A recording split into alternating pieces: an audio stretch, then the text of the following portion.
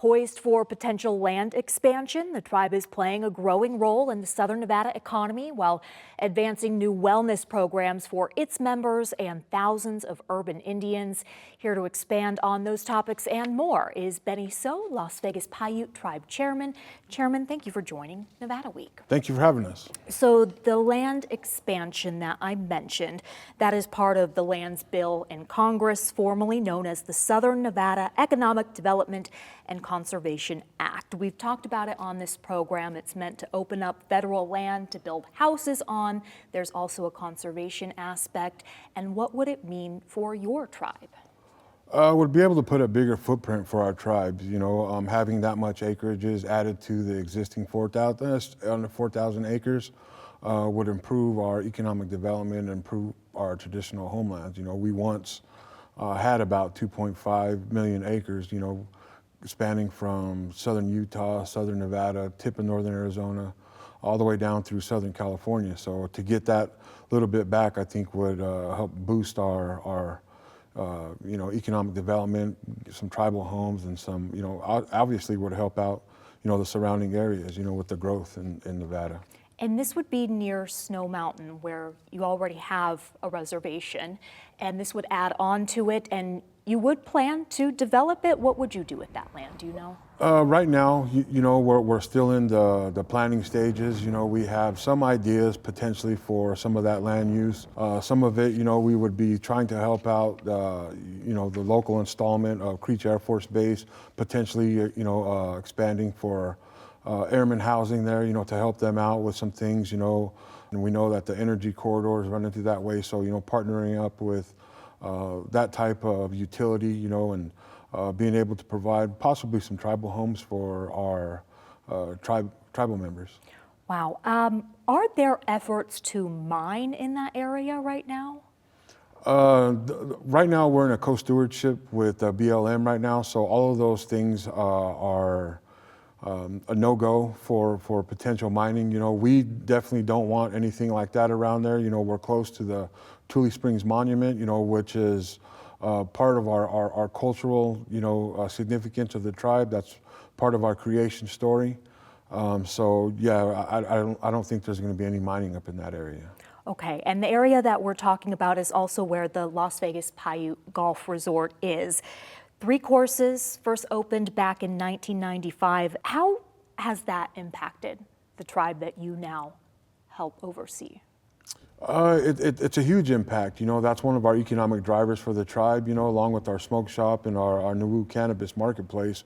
But I think that's taking the forefront right now. So the focus is a little bit more on the golf resort, new ideas, trying to bring it current, but plans for, possibly hotel, conference center, things of those natures, but again, we're still preliminary. We're still taking a look at how that would affect the land, affect the resources, and things like that. And then you talked about new ideas. One of those recently came to development with the Vlasic Classic.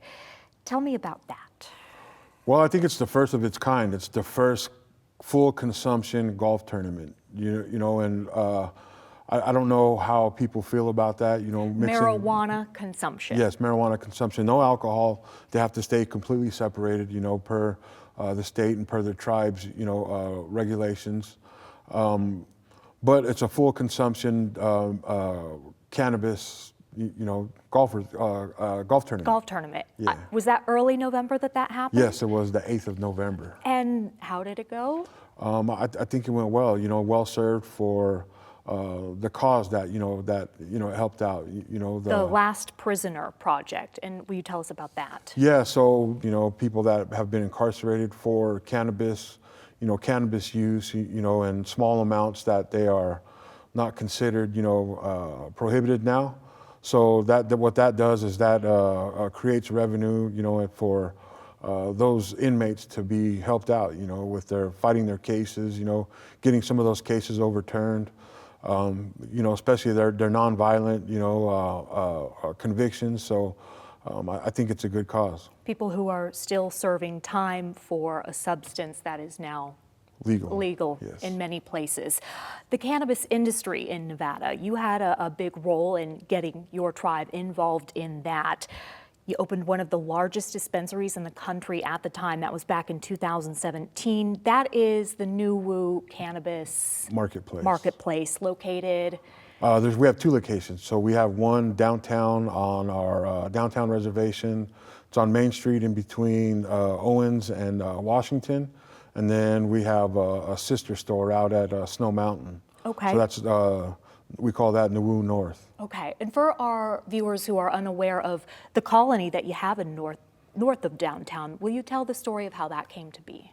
Yeah, so back in the day, Helen J. Stewart, a lot of our relatives and a lot of our aunties, uncles, grandparents, great-grandparents, they did work for Helen J. Stewart on her ranches and also worked on the Union Pacific Railroad, which passes right behind us. So she see the need and identified a little area of her land. So she deeded the 10 acres to us to have, and it gave us a place to call home. It gave us a place to be able to rest, as we worked on her ranches and worked on the Pacific Railroad, and going a little bit fast forward, we did a little bit of work, legwork, and got a few more acres put into trust for us. And now we expanded that 10 acres to about 31 acres now. Okay, so it's where you have your dispensary, also the consumption lounge. And for how many years, that was the only consumption lounge in town, right? Yeah, it started off as a tasting room, so you can get what they called back then micro doses, just to kind of get a feel for the project. I mean, I guess the best way to explain it is like if you went to a winery, and you got flights of wine, right? And then it just grew from there to being a full-on consumption lounge. And with the introduction of other consumption lounges in Las Vegas, has it impacted the business there? No, not at all. I think we're a standalone, and I think what it does is gives us the opportunity to showcase what tribes can do. Put their mindset to it, and kind of do the things the right way and follow the regulations. We've created our own policies and procedures. Our regulations are along with the states, if not more restricted than theirs. So, but it doesn't. I don't think it impacts anything. The UNLV Cannabis Policy Institute, we had them on earlier this year. They had a report talking about the falling prices of retail cannabis across the board. Does that impact you? Are you concerned by that? Right now, at this point in time, we do see the decline in the cannabis retail side of it, and we're just like everybody else too. So we're realizing a little bit of that. But I think the way we've structured our program and the way we've adopted, from 2017 up until now, I think we're prepared for it. I think we've taken a look at some of the things, kind of forecasted some of the events and some of the happenings that are going on. And we're able to, I guess, kind of survive some of that. One of the things that we're most proud of with our tribe is, we don't look at things for today. We kind of forecast, generations out. So, we have to do that to prolong our existence and for us to make sure not only us as enrolled tribal members now, but for the future generations to come. Do you see any correlation to the smoke shops? I believe you had mentioned in an interview with the city of Las Vegas that you saw a downturn in the smoke shops and you started looking elsewhere for other development. Yeah, that was one of the main reasons, to diversify the revenue, to not kind of, put our eggs all in one basket, to be able to create and, generate new revenue sources for our tribe. Just like our ancestors, did before us, our old relatives did before us, when they created the smoke shop and they did all of that stuff, they gave us the opportunity to kind of look outside the box, and they gave us a foundation to grow on. So, being, on the tribal council now and as the chairperson leading the tribal council, I think that, that falls on our shoulders as well now. It's time for us to kind of diversify, spread our wings, so to speak, and to be able to generate revenue and economic development for our tribe. You also have an indoor grow facility? I wouldn't necessarily call it indoor, but okay. It is it's outside grow. So we have about there's a 110,000 square foot grow facility that we have out at the Snow Mountain Reservation. So we've figured it out, and we kind of had that ball rolling. So we're in between harvests right now.